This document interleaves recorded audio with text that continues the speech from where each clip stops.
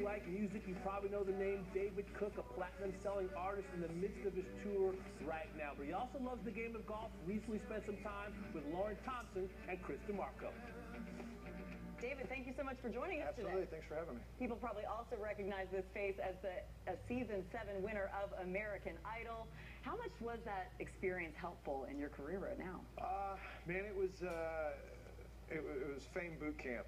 You know, to go from what I was doing before, which was bartending and playing acoustic gigs, to nobody, to all of a sudden you've got millions of eyes on you.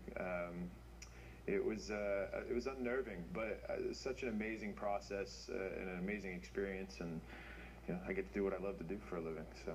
You're also quite the sports junkie yourself. You Yes. played baseball in high school, but you love the game of golf. Compare the pressure of golf versus performing on stage. Golf is way worse. Worse? Oh God, yeah. I don't think I've gotten off of the #1 tee intact once yet. So it's just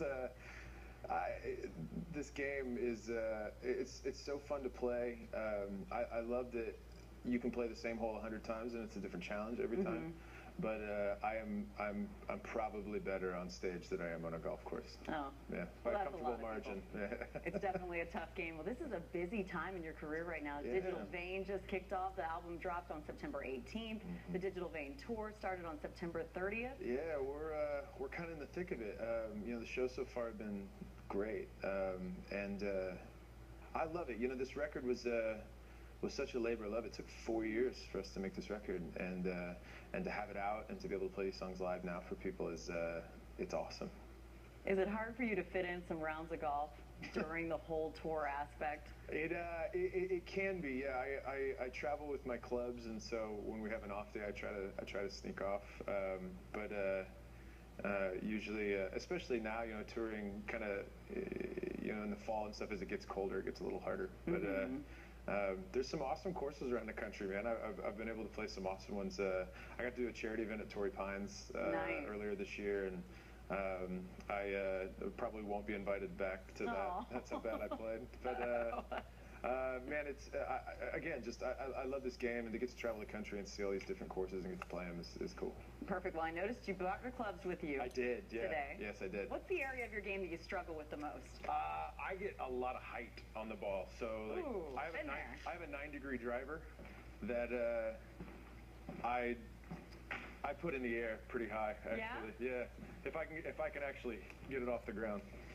Well, if you need a little bit of help, we got a 3-time PGA Tour pro in the house and 3-time PGA Tour winner, Chris DiMarco. Chris, you want to give him a little lesson? We can absolutely help. All right. Yeah.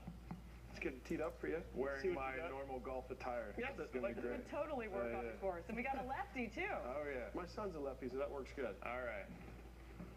Man, this is nerve-wracking. Look at this swing. Nerve-wracking, no? Yeah. See, I can already tell why he hits it high. Already? Yeah, I can already tell. Go ahead. Oh, okay. But I'll tell you why in a second. Okay, yeah. You don't want to tell me now, so I don't embarrass myself on screen? All right, whatever.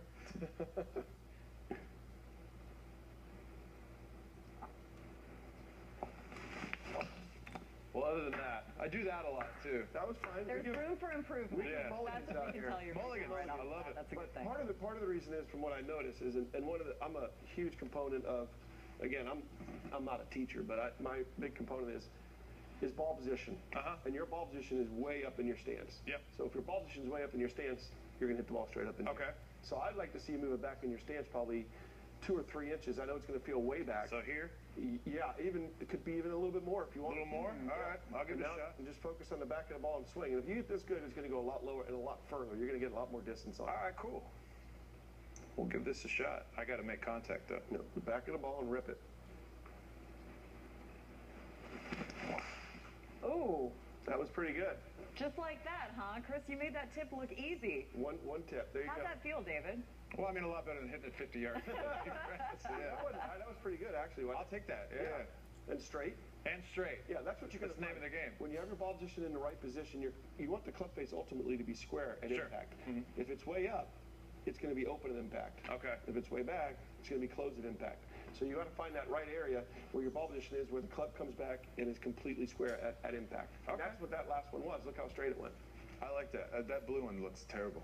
Awesome. Well, you're going to blow away the rest of your band. All right, Tee it come up with on. them, David. Awesome having you right here in Studio A on Dude, the thank you so much, simulator. man. Appreciate it. Great tips from Chris DeMarco as always. David Cook fans, good news. Yesterday, his tour announced new dates for 2016. Look at that. Chattanooga, Clearwater. If you're in Florida, Fort Myers, a lot of options for you. And even in the Northeast, you got Long Island, Philadelphia, Fairfield, Connecticut, a lot of good options. Speaking of Fairfield, Connecticut, that's in New England. Brad Faxon's from New England. He travels with his golf clubs.